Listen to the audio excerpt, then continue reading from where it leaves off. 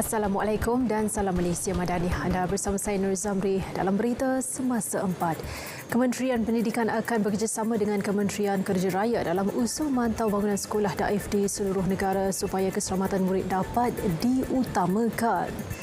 Timbalan Menteri Pendidikan Lim Hui Ying berkata kerjasama itu juga bagi memastikan semua langkah pemeriksaan atau pemantauan ke atas sekolah berkenaan dibuat dengan teliti. Katanya KPM komited dalam menyediakan infrastruktur pendidikan yang selamat serta kondusif untuk kegunaan murid dan warga sekolah. Setakat ini sebanyak 830 sekolah telah disenaraikan sebagai bangunan daif membabitkan struktur bangunan yang tidak selamat dan mengancam keselamatan. Beliau berkata demikian kepada pemberita selepas merasmikan pameran pendidikan Institusi Pengajian Tinggi Awam Seri 1 di Kelang. Bas sekolah dan pengangkutan awam dikecualikan daripada subsidi bersasar diesel yang akan dilaksanakan kelak. Ia sebagai usaha untuk mengelak berlaku kenaikan tambang. Timbalan Menteri Kewangan Datuk Seri Ahmad Maslan berkata pelaksanaan subsidi bersasar bagi diesel akan bermula apabila perisian sistem kawalan diesel bersubsidi SKDS siap iaitu dijangka pada separuh kedua tahun ini.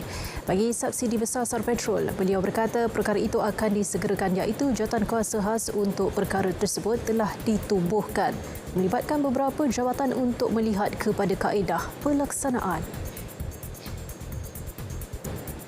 Malaysia yang selamat, berdaulat dan makmur menjadi kerangka penting Kertas Putih Pertahanan KPP Kementerian Pertahanan. Ia bukti kesiapsiagaan pertahanan negara selain menjadi panduan utama dalam membuat perancangan serta pelaksanaan jangka panjang. Timbalan Ketua Setiausaha Dasar Kementerian Pertahanan Muhammad Yani Daud berkata KPP merangkumi pelaksanaan Hala 7 Pertahanan Negara bagi tempoh 2021 hingga 2030. Tambahnya, perbincangan berkaitan KPP dibuat secara teliti melibatkan agensi-agensi berkepentingan. KPP boleh diakses melalui laman sesawang tertera.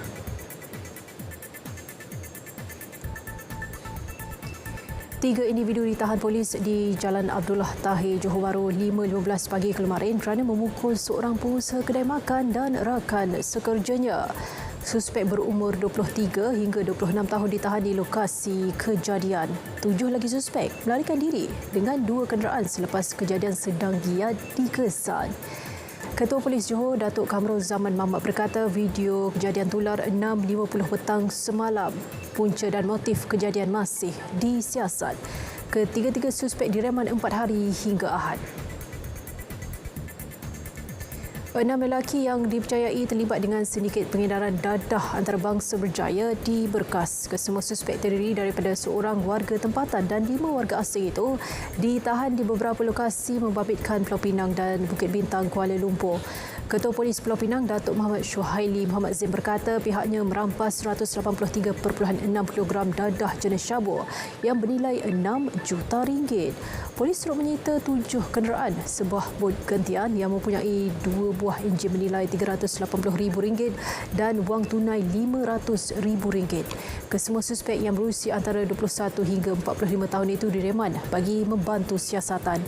Kes disiasat mengikut Seksyen 39B Akta Dadah Berbahaya 1952. Mewujudkan kawasan mesra warga emas antara tumpuan Majlis Bandaraya Shah Alam MBSA dalam mencapai matlamat Bandar Pintar 2023 hingga 2030. Datuk Bandar Dr. Nur Fuad Abdul Hamid berkata HCT akan dibangunkan bagi membolehkan warga emas beriadah atau melakukan terapi. Penambahan kamera litar tertutup CCTV juga akan dibuat sebagai langkah keselamatan dalam mencapai ke arah Bandar Pintar.